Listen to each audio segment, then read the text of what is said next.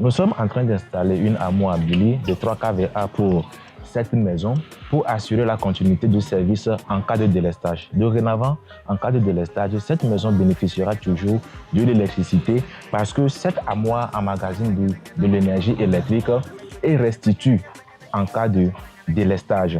L'armoire Billy de 3 kVA sera installée pour cette maison et on aura toujours de l'électricité dans cette maison, même en cas de délestage. Nous venons de terminer l'installation de l'armoire Billy. Et comme nous pouvons le constater, actuellement, il y a délestage. Nous allons voir à peu près tout ce que l'armoire Billy est en train de supporter en ce moment. Donc là, nous allons vers d'abord le système de forage qui est équipé d'une pompe de 0,115 cheval. Là, actuellement, la pompe de 0,75 est en train de fonctionner.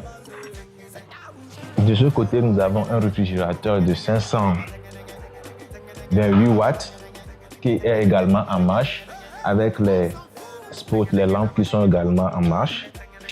Nous avons un ventilateur de l'autre côté qui fonctionne également. Bon, c'est de l'autre côté, l'escalier. Oui, ça c'est un détecteur, une lampe avec détecteur. Voilà, c'est allumé.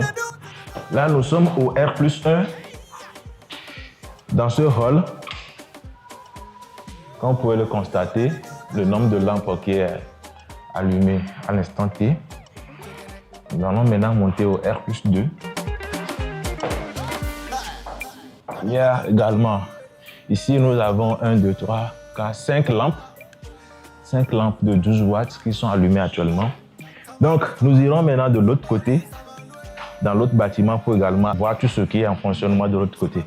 Dans ce bâtiment, nous avons également une vingtaine de lampes. Là, nous allons vérifier actuellement le niveau de la demande sur notre armoire. Donc, actuellement, notre armoire fournit une puissance de 919 watts, soit une charge de 28%. Donc, actuellement, l'armoire supporte une charge de 28%. Donc, comme vous pouvez le constater ici, nous avons le CT Output, nous avons CT Input et Solar Output. L'armoire est utilisée pour un système de backup. Ça veut dire que lorsqu'il y a de l'électricité, le Solar Output sera débranché et branché sur le output de la CT.